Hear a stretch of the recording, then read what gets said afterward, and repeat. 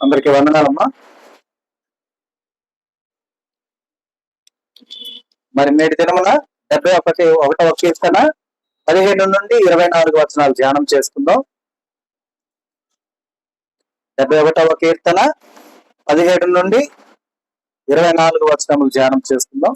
దేవా, బాల్యము నుంచి నీవు నాకు బోధించుతూ వచ్చితివి. ఇంతవరకు నీ ఆశ్చర్య కార్యములు నేను తెలుపుచునే వచ్చితిని. దేవా, వచ్చు తరమునకు నీ బాహుబలమును గుర్చియు పుట్టగల వారికి అందరికీ నీ శౌర్యమును గుర్చియు నేను తెలియజెప్పునట్లు తలనెరిసి వృద్ధినై ఉండి వరకు నన్ను విడవకు. దేవా, నీ నీతి మహా ఆకాశమంత ఉన్నతమైనది. గొప్ప కార్యములు చేసిన దేవా, నీతో సాటి అయిన వాడెవడు? అనేకమైన కఠిన బాధలను మాకు కలుగ చేసిన వాడా, నీవు మరల మమ్మ బ్రతికించదు. భూమి యొక్క అగాధ స్థలములో నుండి నీవు మరల మమ్మ లేవనెత్తెదువు. నా గొప్పతనమును వృద్ధి చేయము. నా తట్టు మరలి నాకు నెమ్మది కలుగు చేయము. నా దేవా, నేను కూడా నీ సత్యమును బట్టి స్వరమండల వాద్యముతో నిన్ను స్తుతించెదను. ఇజ్రాయేలు పరిశుద్ధ దేవా, సితారతో నిన్ను కీర్తించెదను. నేను నిన్ను కీర్తించినప్పుడు నా పెదవులను నీవు విమోచించిన నా ప్రాణమును నిన్ను వచ్చి ఉత్సాహధ్వని చేయును. నాకు కీడు చేయి చూచు వారు సిగ్గుపడి ఉన్నారు, వారు అవమానం పొంది ఉన్నారు. కాగా నా నాలుక దినముల్లా నీ నీతిని వర్ణించును. మరి కీర్తనాకారుడు ఇక్కడ చెప్పిన విధానాన్ని చూస్తే కనుక దేవుని యొక్క కృపను బట్టి ఆయన పొందుకున్నటువంటి మేలును, అలాగే దేవుడు తనని చిన్నతనం నుండి ఏ రీతిగా నడిపించాడో ఆ యొక్క విధానాన్ని ఆయన వర్ణిస్తూ ఉన్నాడు. చూడమ్మా, దేవా, బాల్యము నుండి నీవు నాకు బోధించుచూ వచ్చితివి. ఇంతవరకు నీ ఆశ్చర్య కార్యములు నేను తెలుపుచూనే వచ్చితిని. మరి కీర్తనాకారుడితో దేవునికి ఉన్నటువంటి ఇద్దరి మధ్య ఉన్నటువంటి ఆ గొప్ప విధానాన్ని కీర్తనాకారుడు వివరిస్తూ ఉన్నాడు. ఏమంటాడమ్మా, అయ్యా, బాల్యము నుండే ఏం చేసావు? నువ్వు నాకు బోధించుచూ వస్తున్నావు. అలాగే ఇప్పటి వరకు కూడా నీవు చేసిన ఆశ్చర్య కార్యములను నేను తెలుపుచూనే వచ్చి తిని. అంటే ఒకసారి గమనించండి అమ్మా, మన యొక్క బాల్యం మనందరికీ గుర్తుంటుంది, గుర్తులేదా? సరే, బాల్యంలో కొన్ని విషయాలు మర్చిపోయి ఉంటాం మేబీ, కానీ ముఖ్యమైన సందర్భాలు, మనకు బాధ కలిగిన విధానాలు, వాటి నుంచి ఊరట పొందుకున్నటువంటి విషయాలు, ఇవన్నీ మనకు గుర్తుంటాయి కదా. సంతోషకరమైన దినములు గుర్తుంటాయి, బాధతో ఉన్న దినములు గుర్తుంటాయి, ఆ బాధతో ఓదార్పు పొందిన దినాలు కూడా మనకు గుర్తుంటాయి. అయితే అవి లెక్కించడానికి వీలవుతుందా? అయితే ఇక్కడ మరి కీర్తనాకారుడు వివరిస్తున్నటువంటి ఆ యొక్క విధానంలో ఏం చెప్తున్నాడమ్మా, అయ్యా, బాల్యం నుండి నువ్వు నాకు బోధించుచూ వచ్చావు. మరి ఒక చిన్న విషయాన్ని గమనించండి. కీర్తనాకారుడు బాల్యం నుండి ఇప్పుడున్నటువంటి వయసు వరకు ఆయన బోధిస్తూ ఉన్నాడంటే కీర్తనాకారుడికి అంటే మిగతా వాళ్ళతో దేవుడు లేడా? ఉన్నాడా లేడా? ఉన్నాడు, ఉంటాడు. అంటే అర్థం ఏంటి? ఎవరో ఎక్కడో ఉన్నటువంటి ఒక అతనికి అతను పుట్టినప్పటి నుండి, ఊహ తెలిసినప్పటి నుండి, లోక జ్ఞానం తెలిసినప్పటి నుండి దేవుడు బోధిస్తూ ఉంటూ ఉండగా at the same time simultaneous గా నీకును నాకును కూడా బోధిస్తూ ఉంటాడు. అర్థమైందా? కాబట్టి మనము దేవుని యొక్క బోధను మనం గుర్తించగలగాలి. అర్థమైందా? ఆయన స్వరమును వినగలగాలి. అయితే అలాగే దేవుని యొక్క కార్యములు మన ఎవరో జరిగినవి, అవి ఎలాంటి కార్యాలు చెప్తున్నారమ్మా? ఆశ్చర్య కార్యములు. ఎవరు చేశారంటున్నారు? దేవుడు చేసినవి. ఇంతవరకు అంటే ఆ క్షణం వరకు కూడా చెప్తున్నాడు, ఇంతవరకు నీ ఆశ్చర్య కార్యములు నేను తెలుపుచూనే వచ్చి తిని. దేవా, వచ్చు తరములకు నీ బాహుబలమును గూర్చియు పుట్టబో వారందరికీ నీ శౌర్యమును గూర్చియు నేను తెలియజెప్పినట్లు అలా మెరిసి వృద్ధునై ఉండు వరకు నన్ను విడివకము. అంటే కీర్తనాకారుడు ఏం చెప్తున్నారమ్మా, నా యొక్క వృద్ధాప్యం వచ్చింది, అయితే నన్ను విడిచిపెట్టద్దు. ఎందుకు విడిచిపెట్టద్దు అంటున్నాడు? ఎందుకని చెప్తున్నాడమ్మా? వచ్చు తరము నాకు అంటే రాబోయే తరానికి నీ యొక్క బాహుబలమును చెప్తాను, అలాగే పుట్టబో వారందరికీ కూడా నీ శౌర్యము గురించి నేను తెలియజేస్తాను. అలా తెలియచేసే వరకు కూడా నా తల నెరసి వృద్ధుడై ఉండే వరకు నన్ను విడువకుము. మరి మనం ఎప్పుడైనా మన ప్రార్థనలో దేవుని అయ్యా నన్ను విడువకయ్యా అని ప్రార్థన చేసిన వారుగా ఉన్నాము. నాకు అది కావాలి, నాకు ఇది కావాలి, నాకు ఇది బాధ అయింది, నాకు అది బాధ అయింది, నన్ను వారు బాధించారు, నన్ను వీరు బాధ పెట్టారు. అవునా? మరి మన ప్రార్థన మనం 100 సార్లు ప్రార్థన చేస్తే ఈ 100 ప్రార్థనల్లో అయ్యా నన్ను విడవద్దు అని చేసిన ప్రార్థనలు ఎన్ని ఉంటాయి? ఎన్ని ఉంటాయి? ఆయన క్లియర్ గా చెప్తున్నాడు. బాల్యం నుండి తోడే ఉన్నావు, ఎప్పుడు వరకు నువ్వు ఆశ్చర్య కార్యాలు చేస్తూనే ఉన్నావు, నేను కూడా వాటిని చెప్తూనే ఉన్నాను. ఇంకా రాబో తరాల వారికి, పుట్టబో వారందరికీ కూడా నేను వివరించడానికి నా తల నరసి వృద్ధుండే కూడా నన్ను విడవద్దు. మరి మన యొక్క ప్రార్థనలో, మన యొక్క విన్నపాలలో ఈ మాటను మనం అంటున్నాము, అయ్యా నన్ను విడిచిపెట్టద్దు, నాకు కష్టం వచ్చింది, నాకు ఇబ్బంది కలిగింది, నాకు శ్రమ ఉన్నది, ఇవన్నీ ఉన్నాయి, వీటి నుంచి విడుదల దయచేయి. అసలు ఆయన తోడై ఉంటే ఏ శ్రమ నీ దగ్గరకు వస్తుందా? ఏ కష్టం నీ దగ్గరకు వస్తుంది? ఏ బాధ నీకు ఉంటుందా? ఒంటరైన వారి ఆలోచన ఏముంటది? నాకు ఎవరూ లేరు అనే ఆలోచన ఉంటుంది. కానీ ఎవరూ లేరు అనే ఆలోచన కలిగిన వారికి దేవుడే తోడై ఉన్నాడు అనుకో, ఎంతమంది ఉన్నట్టు వారితో పాటు? ఇప్పుడు ఒక చిన్న మనకు ఈ లోకపరమైనటువంటి లాజికల్ మాట ఒకటి చెప్తా. ఇప్పుడు నేను వృద్ధుడిని అయిపోయాను, నేను ఒంటరిగా ఉన్నాను అనుకుందాం. నాకు తోడుగా ఎవరన్నా నాకు కావాలి, నా మనవడో లేకపోతే ఇంకొకరో ఎవరన్నా పెయిడ్ కింద నేను జీతం ఇచ్చి పెట్టుకున్నా అనుకుందాం. వారిని నేను పోషించాలి, అవునా? వాటిని పోషించాలని నాకు ఏముండాలి? ఎంతో కొంత ఇన్కమ్ ఉండాలి, అవునా కాదా? అలాగే వారికి జీతం ఇవ్వాలా? జీతం ఇవ్వకుండా ఎవరు చేస్తారా? ఎంత ఇచ్చినా కూడా నా బాహ్యమందు నా అవసరం తీర్చగలుగుతారు కానీ నా దేహమందు నా అవసరం తీర్చగలరా? సపోజ్ నా ఎముక విరిగింది, నేను చెప్పలేకపోతున్నా ఏమైందో, అది వాళ్ళు అర్థం చేసుకోగలుగుతారా?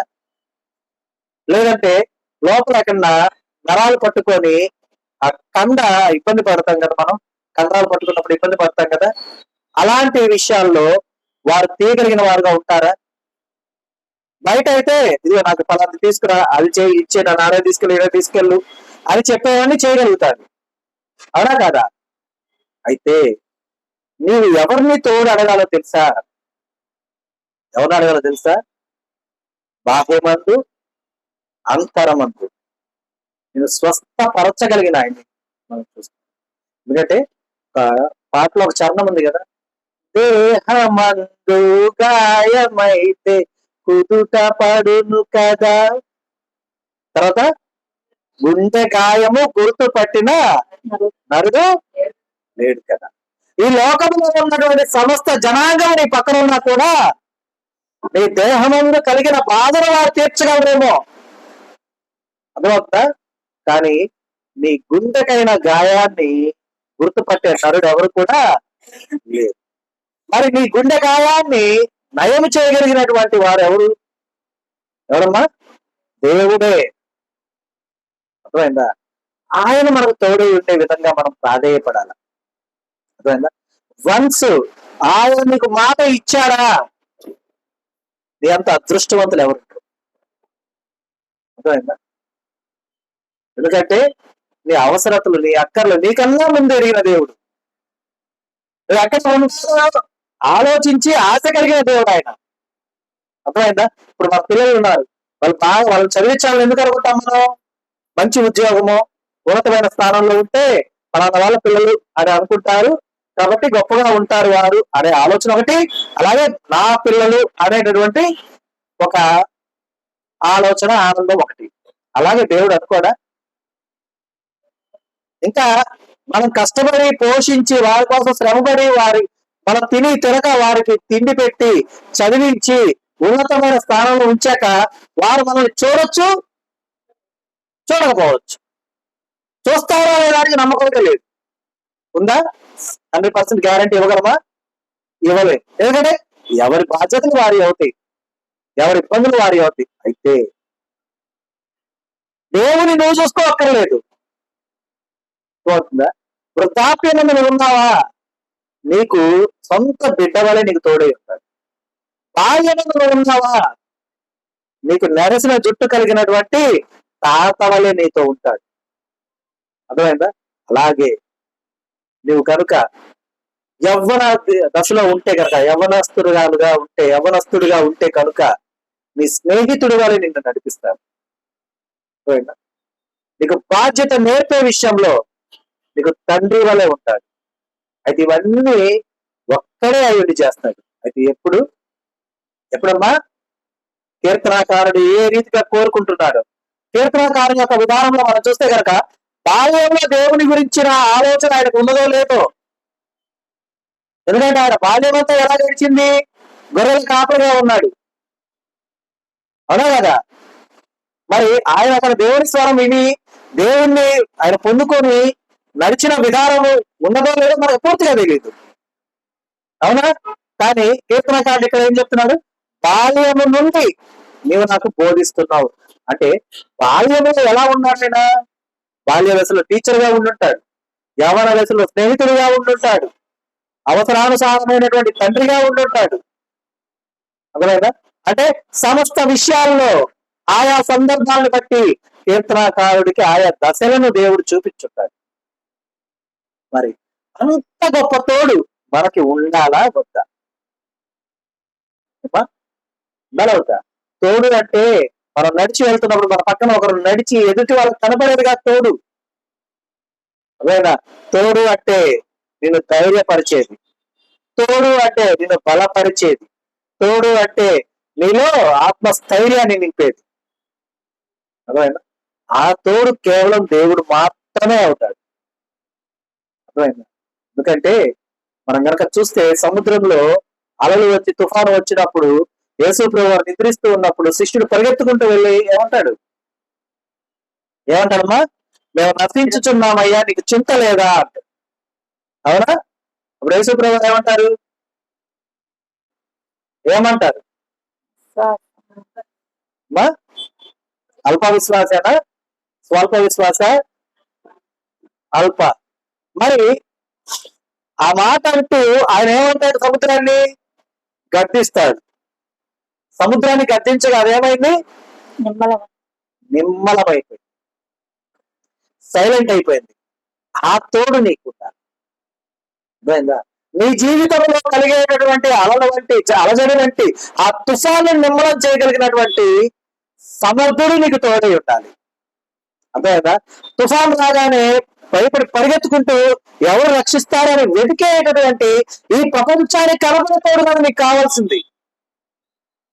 ప్రపంచానికి కనపడే తోడు మొదట తను రక్షించుకుంటాడు, తర్వాత నేను రక్షిస్తాడు.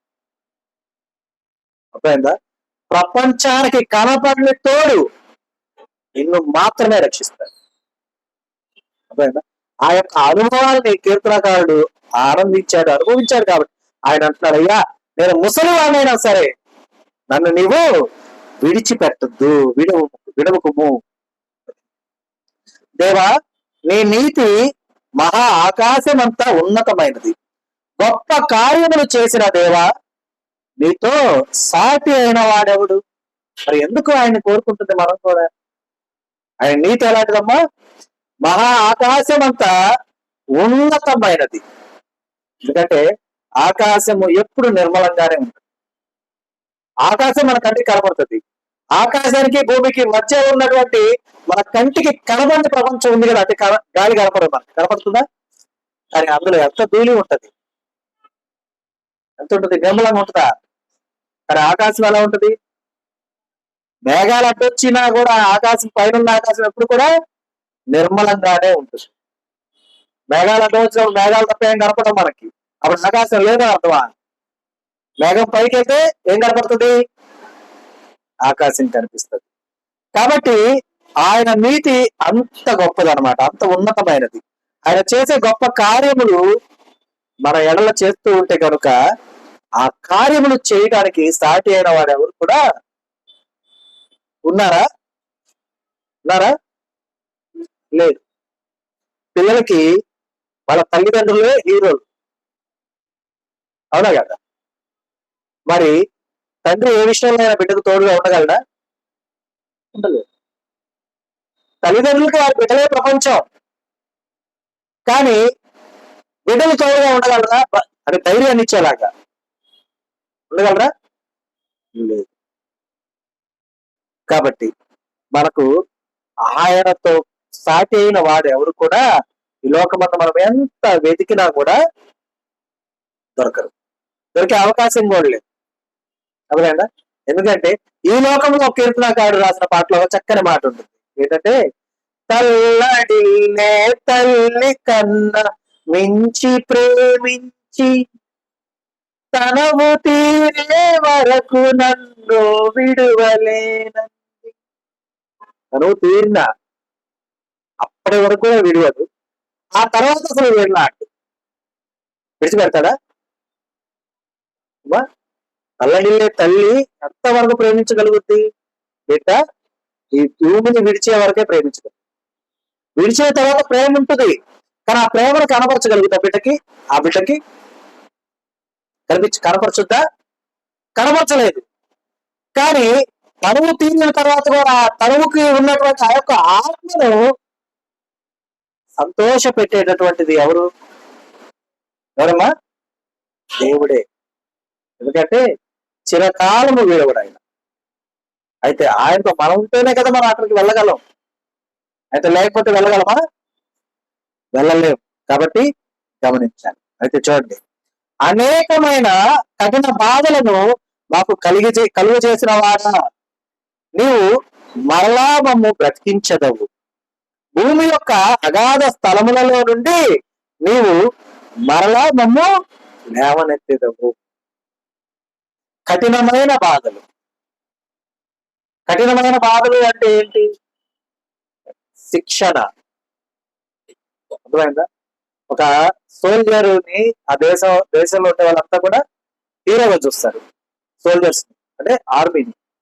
కానీ అతడు హీరోగా అవ్వాలి అంటే ముందు ఎన్ని కఠినమైనటువంటి ఆ యొక్క పరీక్షలన్నింటినీ నెగ్గాలి. బురదలో పిల్లవాళ్ళలాగా దోక్కుంటూ వెళ్ళాలా. పైన ముళ్ళ సంచి పెడతారు, పైకి లగవటానికి లేదు, లెగిస్తే వీపు చీరేస్తుంది. అది అర్థమైందా? తాడు పట్టుకొని ఎక్కాల, అవసరమైతే పైనుండి హెలికాప్టర్ వచ్చి దూకేయాలా. ఇన్నుంటాయి ఏది మిలిటరీ శిక్షణలో. అయితే దేవునితో ఉండే శిక్షణలో ఇవేముండవు. కానీ ఉండేది ఏంటో తెలుసా? మనము ఏదైతే కావాలి అనుకుంటామో అది మనకు దొరక్కపోతే మనకు కష్టం, ఏదైతే మనకు అవసరమో అది మనకు చెంతకు రాకపోతే అది బాధ. అవన్నీ దేవుడు మనకి ఇచ్చాడు అనుకుంటాం, కఠిన బాధలు. కానీ ఆ కఠిన బాధలు దేవుడు ఏం చేస్తున్నాడు?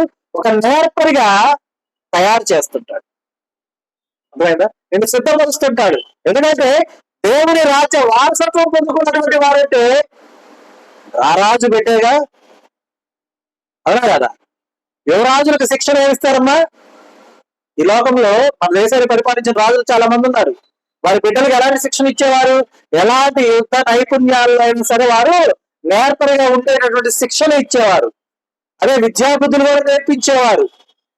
చక్కని సంస్కారం, విచక్షణ అన్ని నేర్పించేవారు రాజులకు. ఎందుకని? పాలించేవారు సమస్తము తెలిసిన వారై ఉండాలి. మరి రాజ్యానికి నువ్వు వారసుడు అవుతున్నావంటే నీవు పాలించేవారు కాదా? మరి నీకు ఎంత నైపుణ్యం ఉండాలి. అవి దేవుడు మనకు పెట్టే కఠిన బాధలు. అయినా కూడా చూడండి, నీవు మరలా నువ్వు బ్రతికించదవు. అంతేకాదు, భూమి యొక్క అగాధ స్థలముల్లో నుండి నీవు మరలా మమ్ము లేవనెత్తెదవు. మమ్మల్ని విడిచిపెట్టవయ్యా, నువ్వు మరలా మమ్మల్ని పైకి తీసుకొస్తావు. మాకు నమ్మకం ఉంది. అయితే ఎప్పుడు ఇదంతా మనకు దేవుడు తోడై ఉండాలి అంటే మరలా ఎలా ఉండాలి? ఎలా ఉండాలి? నీవు విడిచిపెడతా అన్నా నేను నిన్ను విడువను అని దేవుడు మనతో చెప్పేలా. అర్థమైందా? మా అన్న మాటకు అర్థమైందా?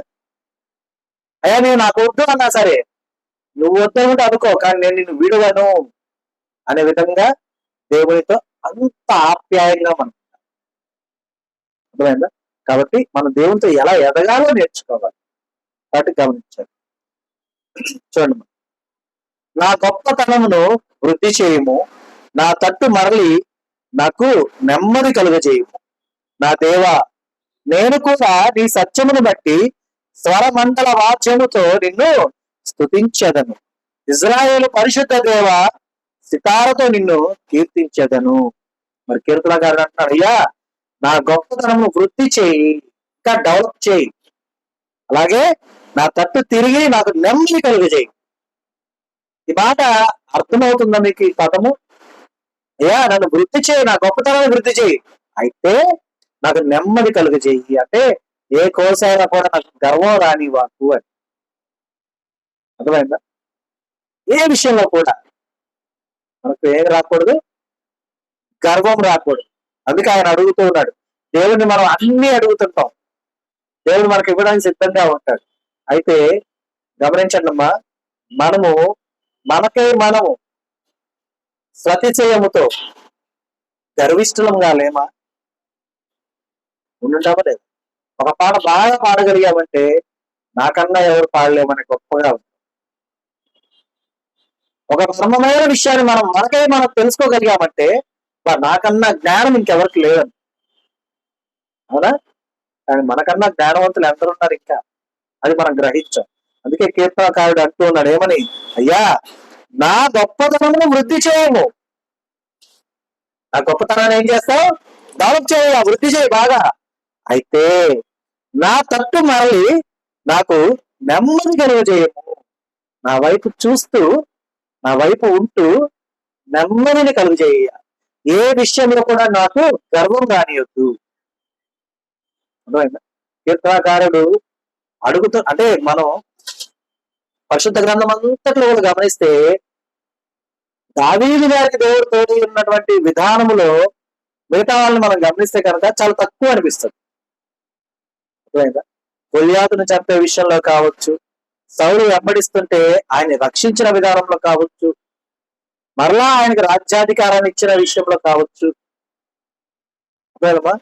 ఆయనతో ఉండి నడిపించిన విధానం కావచ్చు, ఆ యొక్క అనుభవాలన్నింటినీ చూస్తే కనుక దేవుడు దావీదు గారికి తోడై ఉన్నటువంటి అంత విధానము ఇంకెవరిలో కూడా మనం అంత సమృద్ధిగా, అంత పూర్తిగా మనం చూడలేం.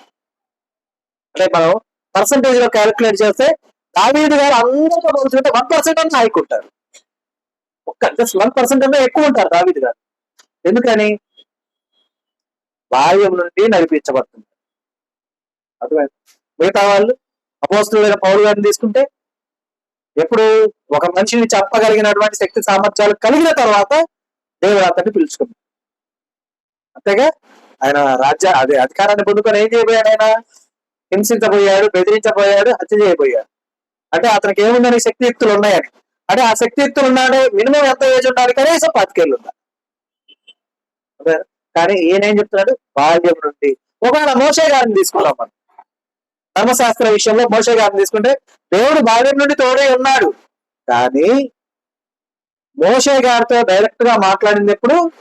మోషే గారు ఎప్పుడైతే నాయకుడిగా ఉండవలసి వచ్చిందో అప్పటి నుంచి మాట్లాడాడు. అవునా? అబ్రహాం గారిని తీసుకుంటాం. ఎప్పటి నుంచి ఉన్నారు అబ్రహాం గారికి తోడై? ఎప్పటి నిజమ్మా? పెళ్ళైన తర్వాత నుండి. అవునా?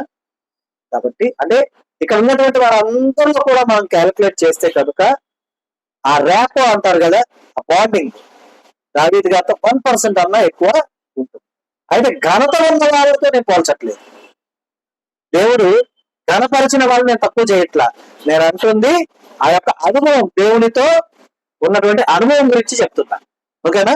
ఎందుకంటే మరలా ఈ మాట్లాడాలనే వెంటనే అన్నా, మరి దావీదు గారితో అంత ఎక్కువగా దేవుడు ర్యాపో ఉన్నప్పుడు మరి దావీదు గారు కదా అబ్రహాం అవ్వాలా? అంటే అబ్రహాం ప్లేస్ లో దావీదు గారు కదా ఉండాలా? ఆయన పేరుగా దేవుడు చెప్పాలా అనే వాళ్ళు కూడా ఉంటారా? ఉంటారు. అయితే మనం గమనించాలి, ప్రతి ఒక్క విషయంలో మనం ఎంత నెమ్మదిగా ఉండాలో దాన్ని మనకు నేర్పించగలిగేది కేవలం ఎవరు? దేవుడు మాత్రమే. కాబట్టి గమనించండి. అయితే చూడండి, నా దేవ, నేను కూడా నీ సత్యమును బట్టి స్వరమండల వాద్యముతో నిన్ను స్తుతించెదను. ఇజ్రాయేలు పరిశుద్ధ దేవ, సితారతో నిన్ను కీర్తించదను, వాయిద్యాలతో నిన్ను కీర్తిస్తానయ్యా, నేను ఘనపరుస్తానయ్యా, స్తుతిస్తానయ్యా అని కీర్తనకారుడు చెప్తున్నాడు. కదండమ్మ, నేను నిన్ను కీర్తించినప్పుడు నా పెదవులను నీవు విమోచించిన నా ప్రాణమును నిన్ను గూర్చి ఉత్సాహధ్వని చేయును. మరి ఏమేం చేస్తాయంట? అయ్యా, నిన్ను కీర్తిస్తున్నప్పుడు నా పెదవులను, అలాగే నీవు విమోచించిన నా ప్రాణమును నిన్ను గురించి ఏం చేస్తాయి? ఉత్సాహ ధ్వని చేస్తాయి. అంటే సంతోష గానాలతో నిన్ను స్తుతిస్తాయి, ఆరాధిస్తాయి అని చెప్తూ ఉన్నాడు అన్నమాట. కదండి, నాకు కీడు చేయజూచు వారు సిగ్గుపడి ఉన్నారు, వారు అవమానం పొంది ఉన్నారు. కాగా నా నాలుక దినమెల్లా నీ నీతిని వర్ణించును. అంటే ఇక్కడ నాకు కీడు చేసేటటువంటి వారు ఉన్నారయ్యా, వారు నన్ను ఏమి చేయలేక సిగ్గుపడుతున్నారు. నాకు అంటే నన్ను వారు అవమానం పొంది ఉన్నారు, సిగ్గుపడి ఉన్నారు, అలాగే అవమానం పొంది ఉన్నారు. కాగా నా నాలుక దినమెల్లా నీ నీతిని వర్ణించును.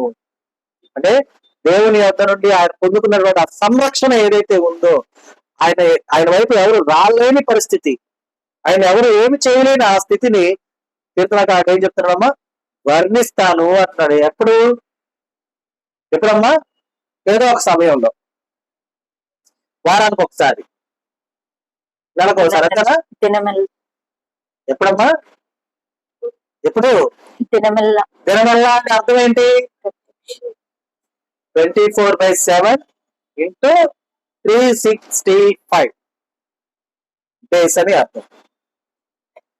దాని అర్థం ఏంటి? అనుక్షణము అని.